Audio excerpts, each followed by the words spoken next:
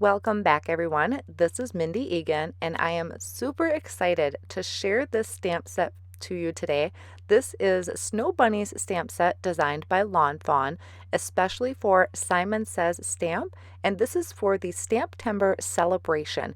Now, this stamp set is only sold over at Simon Says Stamp, so you can pause the video, head over there, grab this, because once it's sold out, it's gone. It doesn't get remade.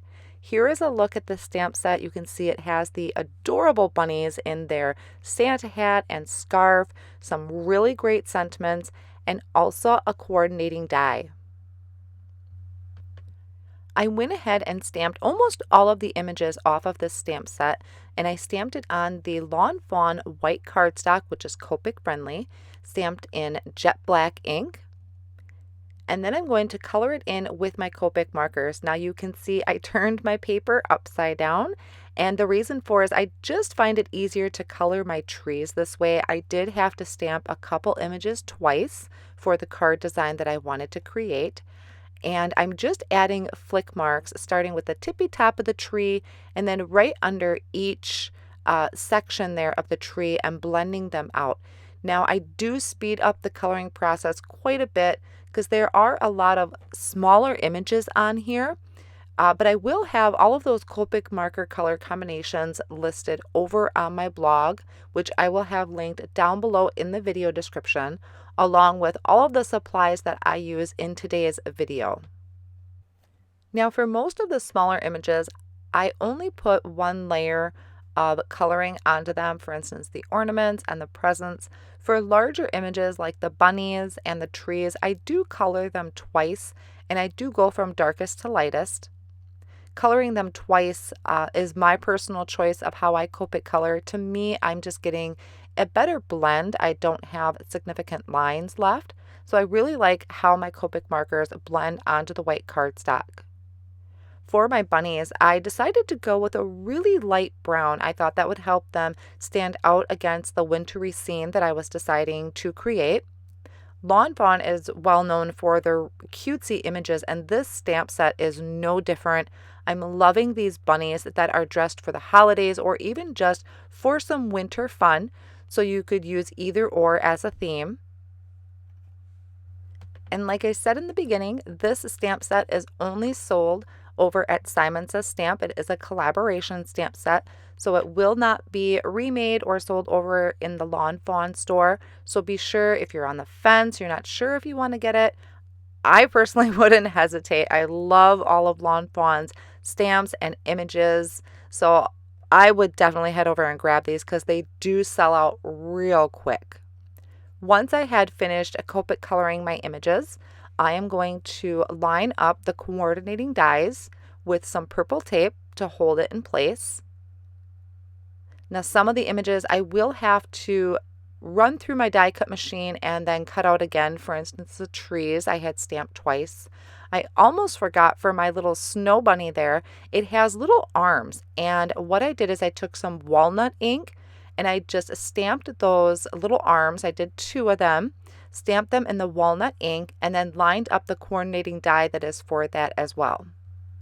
Then once those are die cut, I'll set off on the side and work on my background. This is the Snow Day Remix paper pack, and there are some really great patterns in here. I fell in love with the pattern that had the little bunnies and the heart, and I also fell in love with the color combination. This is something a little different, non-traditional Christmas colors, and I just thought it matched the stamp set really well. So I trimmed that down to 4 1/4 by 5 1/2, and I'm adding that to a piece of white cardstock that measures the same size. This just gives it some stability. And then now I'm taking a piece of guava cardstock and white cardstock, and I'm going to die cut out the stitched scalloped rectangle frame, and I'll die cut that from both. The reason I cut both is I wanted the inside piece to measure perfectly, so I have the guava frame, and then the white insert fits perfectly inside there so I can create my snowy scene. Inside that scene, I wanted to have some pretty snowy hills, so I'm going to use the Pixie Dust glitter cardstock. I'll use the stitched hillside dies to die cut out some hills. So I did cut a piece of cardstock, the pixie dust cardstock 4 1/4 by 5 1/2. I die cut out one hill, and then using the other hill, you see it's going to layer up like this, which is really great for the scene. So I did go ahead off camera and trim those 2 pieces down to fit inside of my snowy scene there. Layer them up, and it's going to look great for that scene.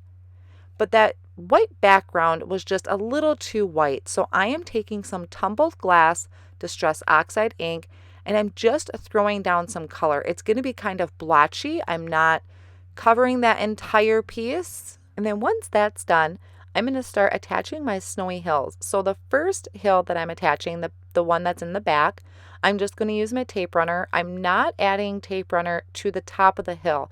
I like to be able to have that leeway of tucking things behind my hill.